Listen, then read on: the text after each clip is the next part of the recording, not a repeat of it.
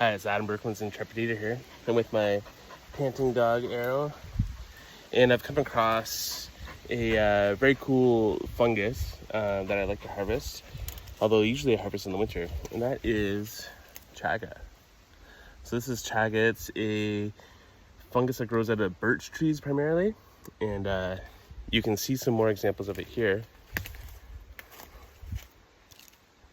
Right there. And usually you find these growing much higher, so it's nice to find one that's just at breast height here. It's pretty rare. I generally harvest Chaga in the winter. You can see it behind me right here. Oh, there it is. I generally harvest Chaga in the winter simply because there are no other mushrooms to harvest in the winter for me out here, and so it keeps me active. So I happen to have quite a bit of Chaga at home. Some say the properties of Chaga only work in the winter, although I'm not sure I believe that.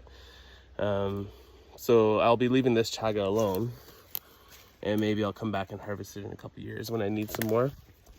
Chaga isn't an edible mushroom per se.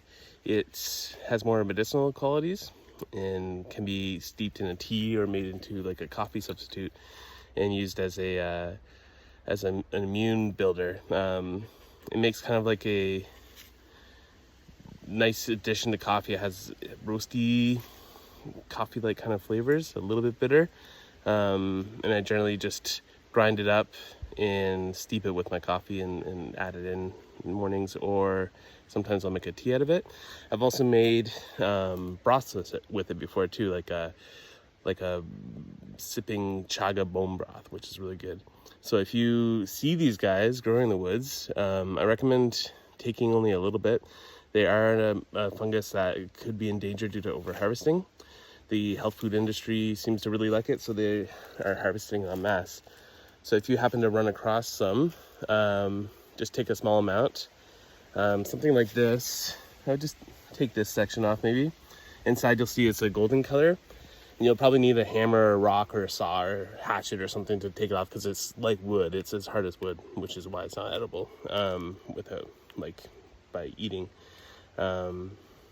I've successfully harvested with a little rock, just like bang off a piece in the past. So once you get it home, break it up while it's still a little bit soft, let it dry, and then grind it in a spice or coffee grinder, or just break it up with a hammer and steep it in tiny little chunks like that.